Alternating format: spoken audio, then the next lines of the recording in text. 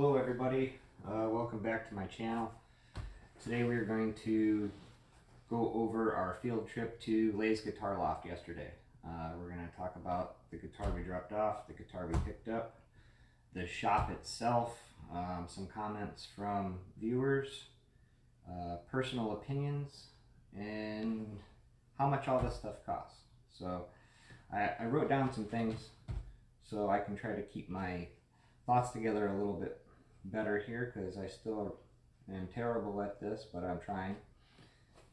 So hopefully I don't forget anything, and as I browsed through the video before I posted it, I just kind of wrote down some bullet points here, things to talk about. So without further ado, let's go ahead and take a look at the main reason why we went down there, and that was this Les Paul ES VOS.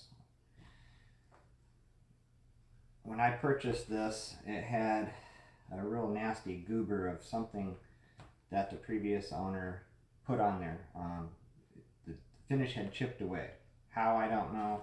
The top wasn't cracked or busted or anything like that.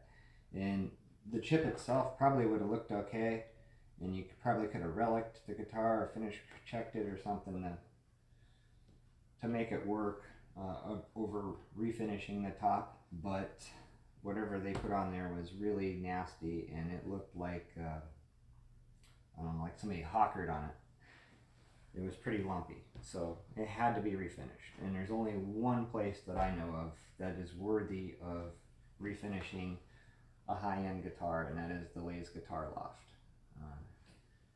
They do just absolutely beautiful work there.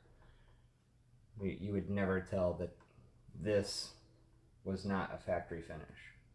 It's a little dusty right now. It was in and out of the case, and my dad and I touched it, and it's been touched at Lay's, you know, being given to me and stuff, so it hasn't been wiped off again since I picked it up, and everybody's had their turn checking it out. So she's a little dirty right now, so don't judge their work on that. So as I was going over the video, Dan talks about the extra work that he did on this. So that's a good point here. So if in the beginning of the video, when we pulled this out and we were talking about the work that he did on this, he said that there was a couple scratches in the back, and I didn't notice them. When I got the guitar, I looked over it pretty good, but again, I'm not a professional. It's like taking a car that you think is mint to a guy that does body work. He's going to walk around and point out all kinds of stuff. So they took the extra time, though, you hear in the video, to wet sand and polish the rest of this to make it look just as good as the top that they refinished. So, you know, they always go that little extra mile for you to make sure your stuff is done right. And then we were talking about the 57 Goldtop. My number 63 of 157. I was on the fence for a long time about changing the headstock on it, and I had it up for sale because I wanted somebody to have it as a collector's guitar, but it didn't seem like anybody was appreciating it for what it was, and they didn't want to give me the money that I felt it was worth. So I ended up doing a trade on the 76 that we dropped off, and I was happy because it did go to somebody that, if you watch the video on the trade, I said I was very happy to see that it went to somebody that was going to keep it original, keep it a collector's edition. He is making his own by changing some knobs and a truss rod cover and kind of make it his own that way, but that's all stuff that you can put back. What I was going to do was going to be permanent, and that was just because I loved the guitar. It was just that headstock and that pick guard, and to have a solid mahogany guitar, top, back, neck, no weight relief, just like 57, PAFs and bumblebees in it. That was a cool guitar, and the only reason I was going to change the headstock is because if I did that, it would have been my guitar for keeps. So that explains why I was considering doing that. But if you listen in the video, it doesn't sound like Dan really wanted to tackle that, but I'm more than confident that they could have done it. On that 57, you know, they had that ugly gold thing laminated to the front of the headstock, and then, you know, the serial numbers and stuff in the custom shop was all painted into that. So they'd have to really, really take their time getting the old one off and putting the new one on. But I have complete confidence that that guitar shop could have did it. They might have moaned and cried about it, but they would have done it. So anyways, let's go to the appointment times at the loft. Due to the crazy circumstances in the world today,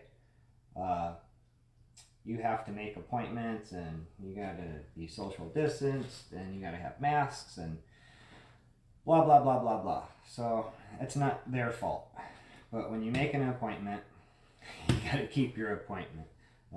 Be on time. Unfortunately, I live an hour and a half away from there, and I hit some traffic, and I ended up being like 30 minutes late.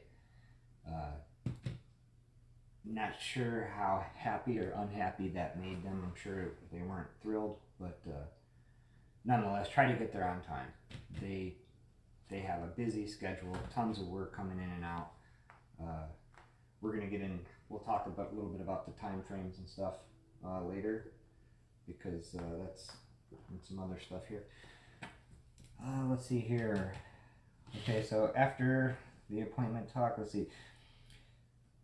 The strings, when he was asking if I brought my own strings, and I said, no, you can just go ahead and put yours on there.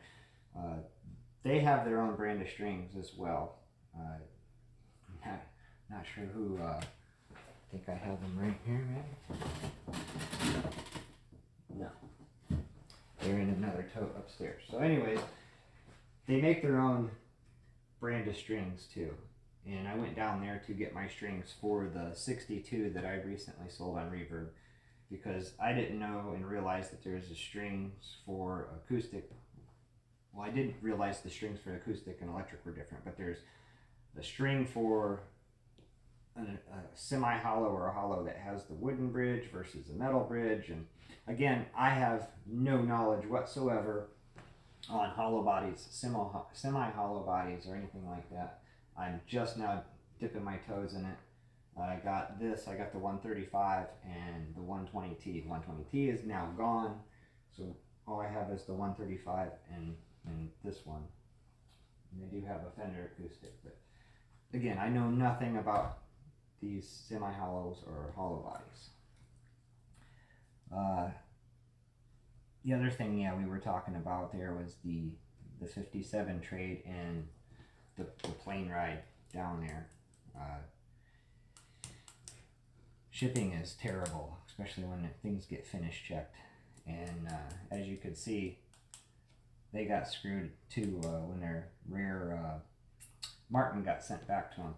That's another thing I wanted to talk about with that shop there. They have a lot of stuff that's pretty hard to get and rare, and they can obtain it very easily compared to most people. So if you're really looking for something rare, check them out. We'll talk about where they're at and everything.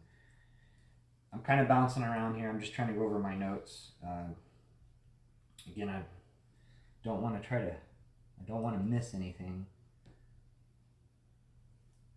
At some point in the video too, in the beginning, I spilled the beans on a guitar that is going to go to Lay's.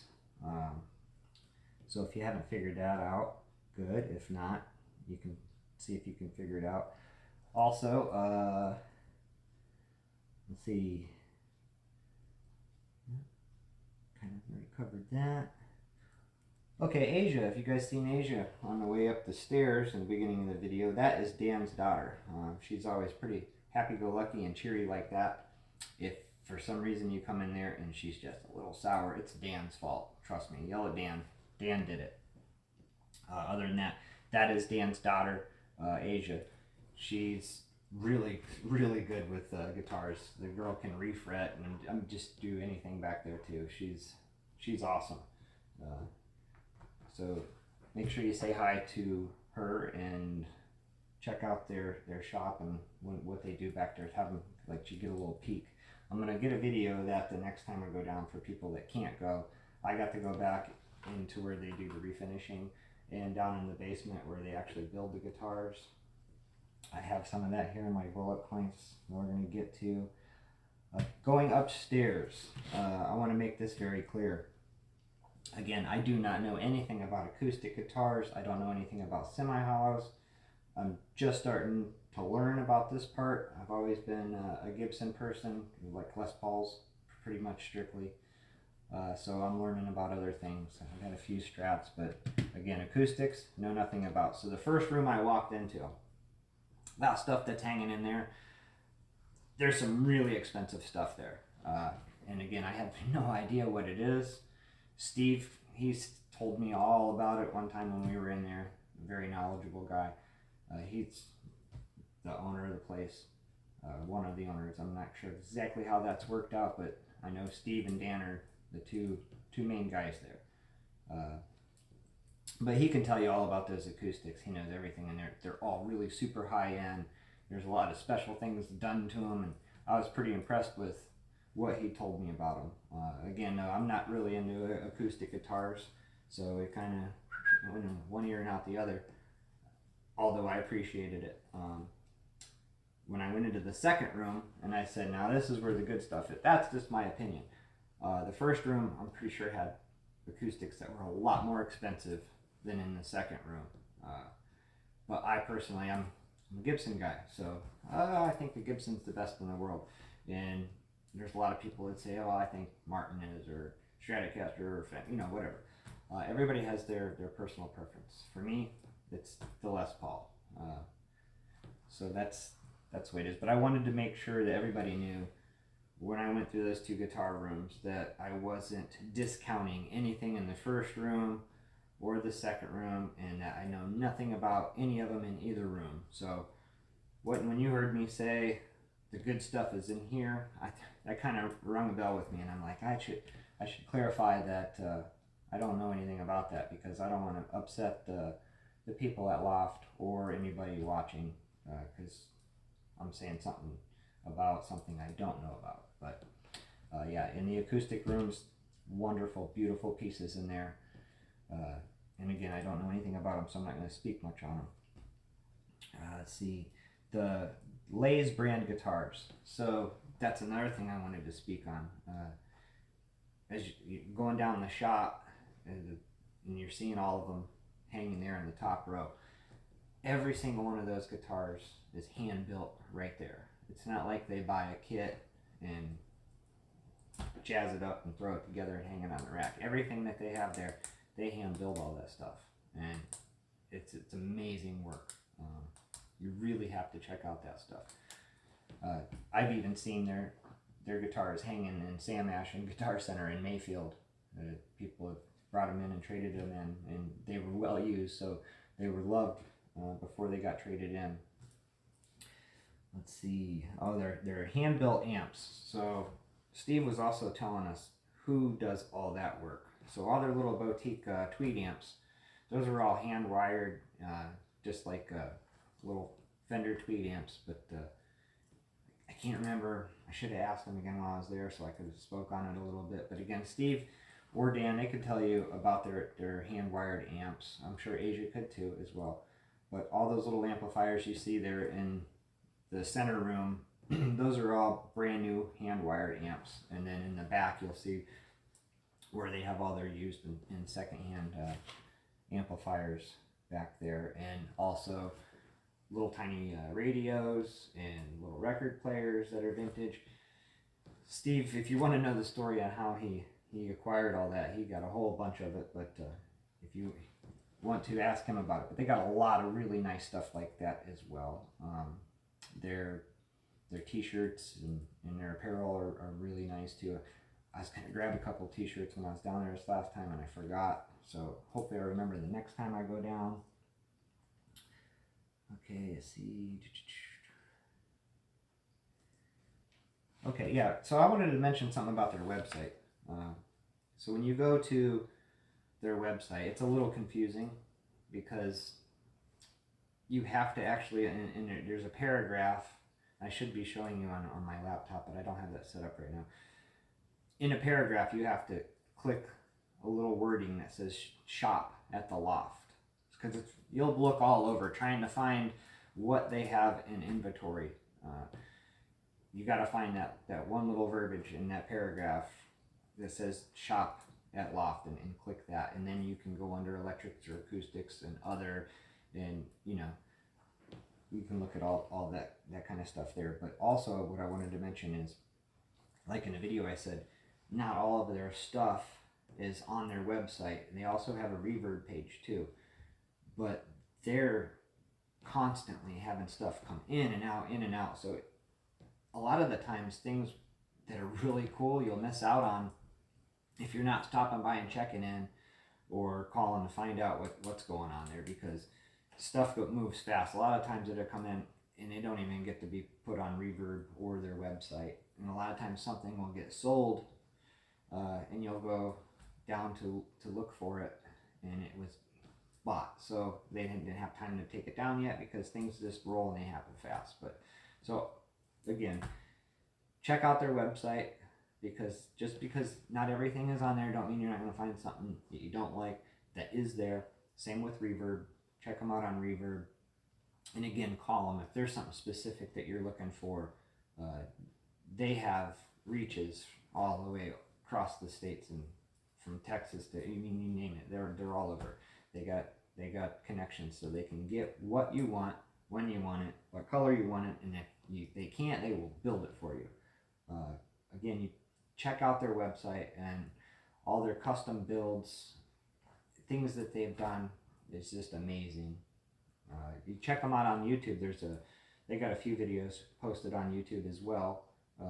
Some really crazy Stratocasters that they painted all sparkle, even the fretboard and everything. So again, this place is just amazing. So I can't reiterate that enough.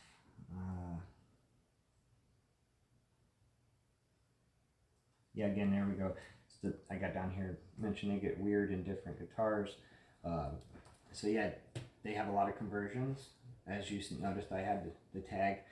It's all real Gibson parts, and they make them fully correct and just to die for.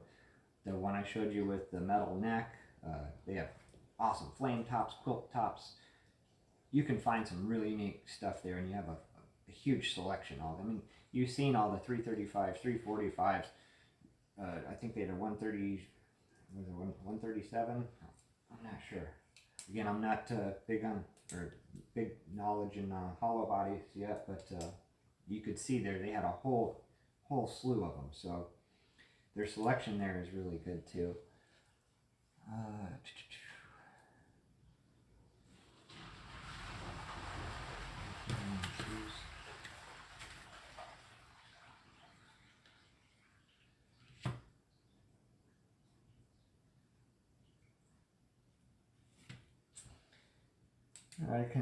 The rest of my bullet points that I have wrote down here, I think I kind of covered. So I wanted to also talk about, when I was giving you my testimony about Lays. One of my followers, HK Guitars, he commented about Lays, so I wanted to read that to you. He says, back in the late 1980s, I was fortunate enough to have Lays restore a 1979 25th anniversary Stratocaster of mine. I purchased that 25th anniversary brand new when it first came out in 1980. I packed it up in its case and placed it under my bed while we went to the Air Force Basic Training and Tech School. Thank you for serving. When I returned home, the pearly white finish was completely yellowed. I was told by Fender that due to the new California environmental regulations, they had transitioned to a new finish process that was not fully vetted, which in turn resulted in the degradation of the water-based poly-type finish that was used there. Anyways, fast forward to the late 80s, I read a story about the finish problems with these guitars and reached out to Fender. In a surprising turn of events, Fender offered to restore my instrument and selected Lay's shop to perform the work. I remember my father and I driving to the guitar shop all the way down in Akron, Ohio from Ann Arbor area where I lived. Lay's had the guitar for about 6 weeks. When we picked it up, that guitar honestly looked nicer than when it was new. Great work, really nice people, and the best part was the trip there and back with my dad in 1990. I ended up selling the guitar to my best friend for the same amount that I paid for it back in 1979 with the case. My very limited experience with Lay's was 100% positive. So that's just a testimony from somebody that I never met that just started following me. So there you go. I mean, Lay's was a wonderful place. Now, also in that video, now that I remember, I told you we scoured out a couple other places. Now keep in mind, when we go to these other places, they're at a different level than Lay's. They have really nice Fenders and Gibsons and Martins and stuff like that, but they're strictly just little boutique guitar shops. Lay's is the one-stop shop. From top to bottom, it cover everything. There's nothing that you can't get done or you need to get done that won't get done there.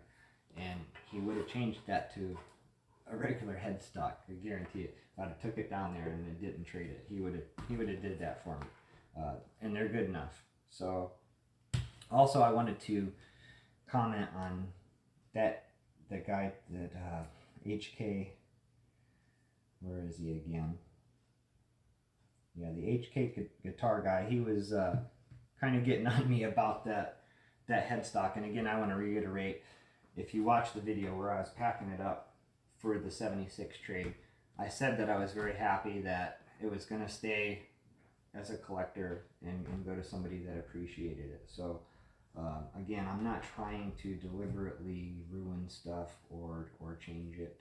I liked everything to be bone stock factory the way that Gibson made it. However, I've kind of been itching to do something to guitars, so that's why I did this Cherry Burst build, and it's almost done. You guys been watching that.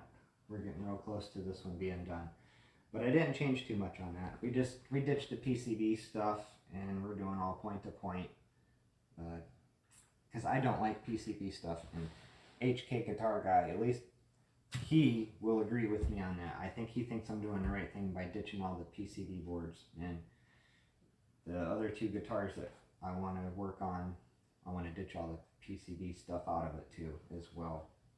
I don't want to change them too much, and if I do really modify, like he had mentioned, changing the bridge, like this one has the inserts in it, to one like this where it is drilled on the top, a true ABR1 bridge, just like the 57 had, and I'm all about that. I think that's a good idea.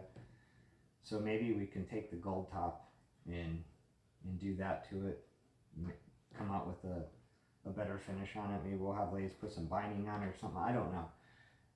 I don't know. I want to do something different to something, but I don't want to diminish the value of something nice.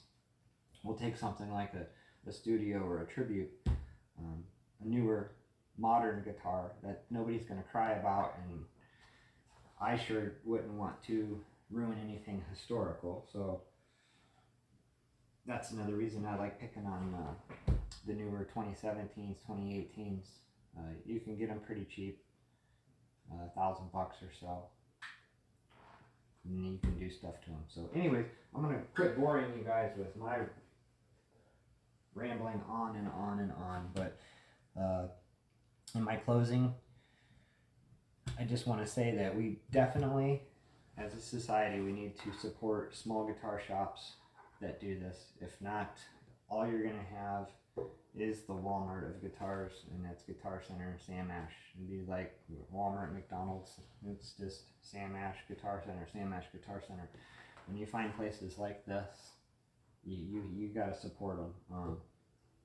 I personally haven't purchased a guitar from them, and it's not because I don't want to. It's because I buy guitars to do what I'm doing. I clean them up. If they need fixed, I fix them, or I have them fixed, and then I resell them. And I do that to build my collection.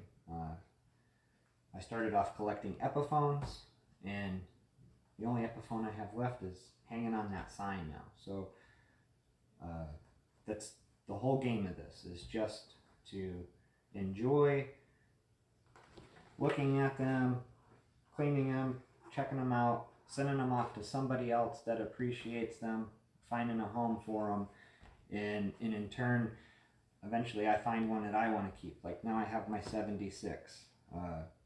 I feel that I gave up a really nice guitar to achieve that and have that, but I think it was a fair deal on my end too. So that's what I'm doing. Just buying and selling and tinkering to make my collection the way I want it. So I'm not doing any of this stuff deliberately just to get attention or anything like that. This is just my hobby. Again, we'll get into what I really do for a living later, and we're going to start a whole other channel on that. So this is my hobby, and you're going to get to go on quite a few more field trips back down to Lay's, and we have 4 other places that we want to speak on that are in Cleveland, Akron, Erie. Can't remember where the other one was. I don't want to say the town and be wrong. So anyways, we have 4 other ones that we're going to take you to, and again, it's not going to be Lay's, but you're going to find some cool stuff there as well. And I'm doing this because I want to support all these little guys and show that they're out there, show people where they're at and what they've got. So stay tuned, and we will have some more videos up on what we're doing next and more field trips. Thank you again for watching. Oh, I almost forgot to go over the prices. So this, of course, you know, they had to take all the hardware off. They had to take all the pots out. You know, this hollow body, so you got to feed everything through here. You can't get nothing inside of it. You know, there's a lot of work that went into this. The first time I stopped, they had sanded this away, and they showed me that they were gonna not have any issues with the top, that the top wasn't broken. And then I went back again, and they had this whole thing sanded, and it's actually got a beautiful quilt top underneath of this gold paint. I almost said just leave it because it was beautiful quilt top. So anyways, to completely refinish this and put it all back together, and they wet sanded and polished the guitar out the door, it cost me $427 with tax. So to get a beautiful factory finish and you get that kind of work done for $400, I think that's a hell of a deal. Now on the 76, he's got put original pickups back in the guitar, pickup frames black, adjust the truss rod, reset any loose frets, level, align frets, recrown, polish and buff frets, set intonation, set nut height, install strings, lays lifted, warm and reset, or inlays lifted, warm and reset, sit power wound. Oh, those are their strings, the SIT power rounds. Yeah, that's the name of their strings. Real nice strings. I bought a few sets from them. Very pleased with them. So yeah, that was $229 total out the door to have the original pickups put back in and the fretboard completely gone over, and make sure it's all correct. That's another good deal. Setup alone in any guitar shop is, I think, like what, $100 some bucks. So, and that's not doing anything really other than setting it up. So you get what you pay for when you go down there too. So I wanted to talk about that. I'm glad I didn't miss it and forget it. I didn't have it on my bullet point. So good thing I seen it there. And again, they are a very busy shop. So when you drop it off, don't expect it to get it back right away. Like the HK guy said, they had, I think he said 6 weeks. I dropped mine off in November, but with all fairness, I'd stopped down a few times to check on it, and it just wasn't done when I was there, and I live far enough away where once it was done, it probably sat there for a few weeks. So in all fairness, this probably didn't take as long as it actually sat there. But yeah, so I just wanted to reiterate, don't rush the people, because they do wonderful work. You're going to get your guitar back, and it's going to be right. So, and they're in pretty high demand. And there's just a couple guys in there in Asia that actually do all this work. So just let them do their thing, and they'll call you when it's done, and you'll be happy with it when you get it. So there you go, people. That was the Lay's Guitar Loft. And that won't be our last trip there. Obviously, we got to go down and pick up the 76, and we have something else that we have to drop off there. And that will probably be also the trip that we stop at 1 or 2 of the other shops. So again, thank you for watching, and I'm sorry this video dragged out for 30 minutes, but I wanted to talk about that. Thank you.